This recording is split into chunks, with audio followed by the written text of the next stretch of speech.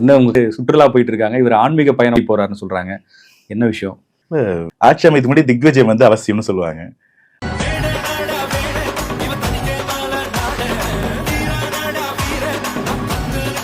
நிர்வாகிகள் மீட்டிங் முடிச்சுட்டு தான் கிளம்பினார். எலெக்ஷன் முடிஞ்ச கையோட நாங்க ஓடல. ஓடுற ஆளுங்க நாங்க இல்ல.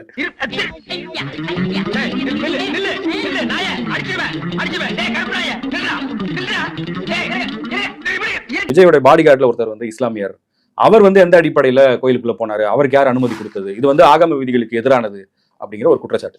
இந்த இடத்துல இது புரோட்டோகால் சொல்றேன். ஐயா மோடி வராரு, அவருக்கு Z+ செக்யூரிட்டி இருக்கு. அந்த Z+ல வந்து அப்ப ஹிந்துஸ் மட்டும் தான் இருக்கணும்னு சொல்ல போறீங்களா? ராம கோயில் அந்த பூஜை பண்ணும்போது ஒரு போட்டிருந்த மாதிரியே வெள்ளை வேட்டி வெள்ளை சட்டை அந்த துண்டு போட்டுக்கிட்டு கூட பாடி கார்ட்ஸ் வந்தாங்க.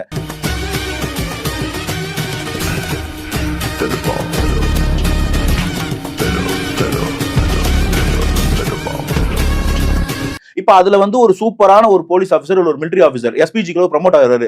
சின்ஸ் பிகாஸ் ஹி இஸ் ஒரு கிறிஸ்டினோ முஸ்லிமோ வெளில போன்னு சொல்வீங்களா? இது ஒரு லேவான கேள்வி பாருங்களேன். கேட்கறதுக்கு கேள்வி இல்ல, அரசியல் அறிவு இல்லைன்ற காரணத்துக்கு நீங்க என்ன வேணா கேட்பீங்களா? கேட்டவர் யாரும் கூட எனக்கு தெரியல. நான் பொதுவாக தான் சொன்னேன். நாங்களா எப்படி சண்ணுக்கு நேரம் கையை வச்சு வீடியோ போட்டோம், ஓட்ட போட்டுட்டு நாங்களா சொன்னோம் 200 தொகுதிக்கு மேல வெளில போறோம்னு சொன்ன ஆங்கர் எல்லாம் தாவேக்காலே இருக்காங்க. ஆங்கருங்க, நடுநிலையாளர்கள் பேசுறாங்க. 200 தொகுதி 214 தொகுதி அதிமுக 24 +−20 அப்படின்னா 4 தொகுதியா? என்ன நம்பர் எனக்கு ஒன்றும் புரியவே இல்லை. நாங்களாங்க கோவப்பட்டு ஐடி பசங்க எல்லாம் நன்றி கட்டத்தனமா சாப்பாட்டுல உப்பு போட்டு சாப்பிடுறவங்க மாத்தி ஓட்டு போட்டோம்னு சொன்னோம். மாத்தி ஓட்டு போட்டோன்ற கிளைமை யார் சொல்றது? வேலை பார்க்கிற பலரும் வந்து தாவேகாவுக்கு சென்னையில் வாக்களித்திருக்கிறார். சோத்துல முன்னாடி தட்டுல சோறு போட்டு உட்கார்ந்து இருப்பாங்க. அந்த சோத்தை சாப்பிடுறாங்க, அந்த சோறுல உப்பு போட்டு சாப்பிடுறாங்க. அந்த சோறு திராவிட முன்னேற்ற கழகம் அவனுக்கு தந்த சோறு. அந்த ஆற்றாமையில சாப்பிடுற சாப்பாடே உங்களுக்கு ஒரு கட்சி தான் கொடுத்துன்னு சொல்ற அளவுக்கு ஒரு வன்மம். நாங்க சம்பாதிச்சு, நாங்க உழைச்சு, நாங்க படிச்சு வந்திருக்கோம். இந்த ஐடி வரைக்கும் பேசினாலே, ஏன்னா பீகார்லயும் உத்தரப்பிரதேசத்திலயும் மத்திய பிரதேசத்திலயும் ஐடி கம்பெனி இல்ல ராஜா, இருக்குதா? நம்பர் 1 ஐடி எக்ஸ்போர்ட்ஸ் வந்து மகாராஷ்டிரா, நம்பர் 2 கர்நாடகா, 3 தெலங்கானா, 4 ஆந்திராவும் தமிழ்நாடு சண்டை போட்டுட்டு இருக்கு. ஆந்திரா ஈஸியா தாண்ட போகுது, ஏன்னா மொத்த டேட்டா சென்டர் அங்க போயிருச்சு. மகாராஷ்டிரா, கர்நாடகா, தெலங்கானா, ஆந்திரால எப்ப திமுக ஆட்சி பண்ணுச்சு, எப்படி நம்மளை விட அவங்க ஐடி எக்ஸ்போர்ட்ஸ்ல அதிகமா இருக்காங்க. நான் சொல்றது 24-25 தரவுகள். நான் அந்த டேட்டா உங்களுக்கு தரேன், நீங்க பாருங்க. இப்ப நீங்க சொன்னீங்க இல்லையா இந்த இடத்துல ஒரு வளர்ச்சி தொடர்ச்சியா இருக்குன்னு, அதை நான் வந்து மறுக்கல. ஆனா அந்த வளர்ச்சி ஆரம்பிச்ச ஒரு பேர் காமராஜர். முதல்ல காமராஜர் 60s 70s ஸ்கூல் கட்டுறாரு. முதல்ல ஸ்கூல்ல போய் எல்லாம் சேர்றாங்க. ஸ்கூல்ல இருந்த பசங்க காலேஜுக்கு வரணும் போது காலேஜ்ல எல்லாம் பத்தல, அரசாங்கத்தால காலேஜ் அவ்வளவு திறக்க முடியல போது, அப்ப 78 80s இருந்த எம்ஜிஆர் அவர்கள் தனியாருக்கு காலேஜ் கொடுக்குறாரு. அதன் மூலமா தான் தனியார் காலேஜ் வருது. அந்த தனியார் காலேஜ்ல டெக்னிக்கல் எஜுகேஷனோட தேவை புரிஞ்சுக்கிட்டு கொஞ்சம் கொஞ்சமா உயர்கல்வித்துறைன்னு ஒன்று வருது, என்ஜினியரிங் காலேஜஸ் வருது. 95 அப்புறமா தான் ஒரு யூனிவர்சிட்டி அன்யூனிவர்சிட்டின்னு கொண்டு வரப்படுது. உயர்கல்விக்கு நம்ம வேலை கொடுக்கும். அன்னைக்கு 95ல அந்த கம்ப்யூட்டர் யுகம் வரும்போது 1991ல இந்தியா ஒரு இடத்துல பொருளாதாரமா மாட்டிக்கிட்டு எல்பிஜின்னு ஒரு ஸ்கீம் உள்ள வருது. அதை கொண்டு வந்த பேர் மன்மோகன் சிங், ராவ் மன்மோகன் சிங் மாடல்னு சொல்லுவாங்க நீங்க ஃபினான்ஸ் மினிஸ்டர். அதன் மூலமா தான் இந்தியாவுல கம்ப்யூட்டர் வருது, ஐடி ஜாப்ஸ் வருது. இங்க பிஎஸ்சி கம்ப்யூட்டர் சயின்ஸ் படிச்சோம்னா அன்னைக்கு யூஎஸ்ல போய் கிரீன் கார்டு வாங்கிட்டு இன்னைக்கு மில்லியனர். அப்படி வளர்ந்து கொஞ்சம் கொஞ்சமா வந்துதான் நம்ம 2000ல இந்தியா உலகமே பொருளாதார நெருக்கடி சந்திக்கும் இந்தியா தப்பிச்சது. 2008ல ஒரு சப்ரைம் கிரைசிஸ் வரும், இந்தியா தப்பிச்சது. இது ஒரு தொடர்ச்சியான வேலை. ஐயா காமராஜர், எம்ஜிஆர், நம்ம ஜெயலலிதா, கலைஞர் எல்லாரோட பங்கு இதுல இருக்கு. சோ இது கவர்னன்ஸ் உடைய ஒரு சக்சஸ். இன்னைக்கு என் கேள்வி என்னன்னா, ஐடி வேலை முடிய போகுது. ஐடில ஃபிளரிஷ் ஆகிற மார்க்கெட் நாளைக்கு அந்த ஐடி வேலையை மனுஷன் பண்ண போறதுல கம்ப்யூட்டர் பண்ண போது. அந்த கம்ப்யூட்டருக்கு பேர் தான் ஏஐ.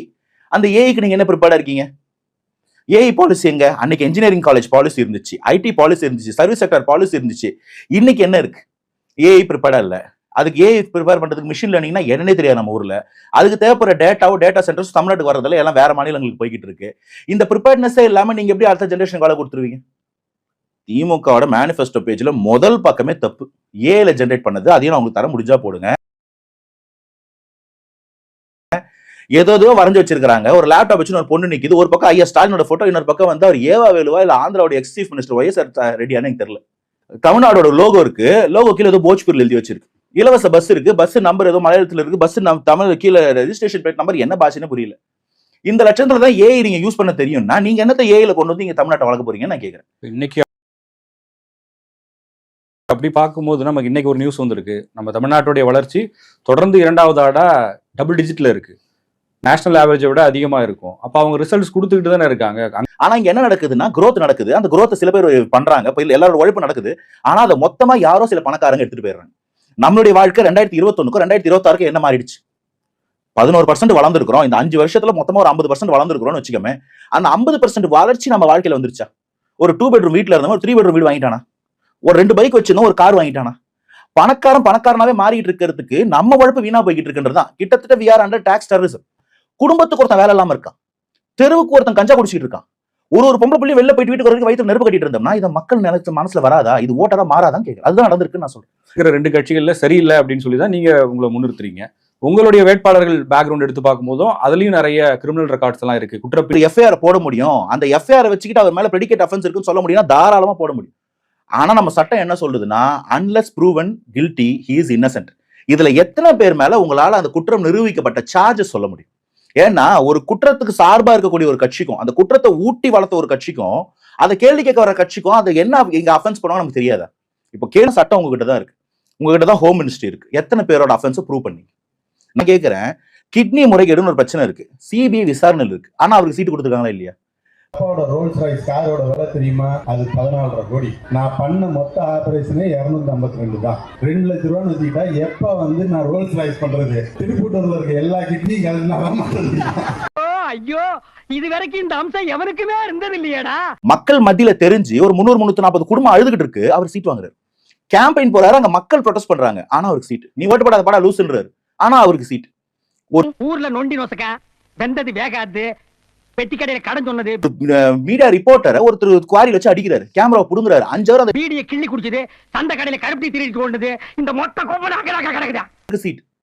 இப்படி ஒரு மோசமான கட்டமைப்பு வச்சுக்கிட்டு ரவுடிசம் வச்சுக்கிட்டு சிட்டிங் அமைச்சரா ஒரு கேண்டிடேட்டை அடிப்பேன் வயித்துல குத்துவன்ற இருக்குல்ல, இதுதான் கிரிமினல் அஃபென்ஸ், இதுதான் குற்றப்பின்னணி. அதை நன்றி. தேங்க்யூ.